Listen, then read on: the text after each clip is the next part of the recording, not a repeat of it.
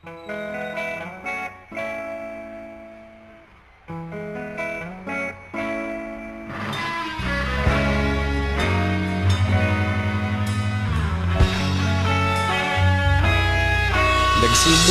ang lahat sa eskwela, nagsama-samang 12 sa kalokohan at sa tuksuhan, hindi maawat sa isa't isa. Madalas ang standby sa cafeteria, isang barkada na kay saya. Laging may hawak-hawak na gitara, konting udyok lamang kakanta na. Kay simple lamang ng buhay nun, walang mabibigat na suliranin.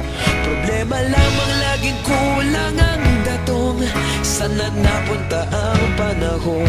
Sana nga ba? Sana nga ba? Sana napunta ang panahon? Sana nga ba? Sana nga ba?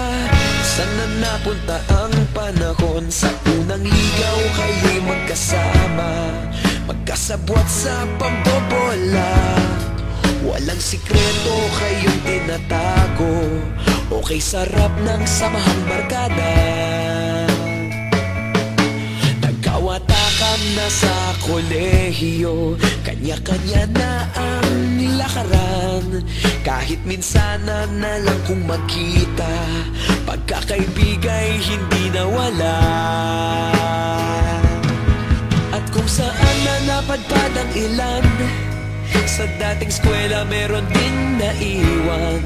Meron pa ng mga ilang nawala na lang, nakakamiss ang dating samahan. Sana nga ba? Sana nga ba? Sana nga bang barkada ngayon? Sana nga ba? Sana nga ba? Sana nga bang barkada ngayon?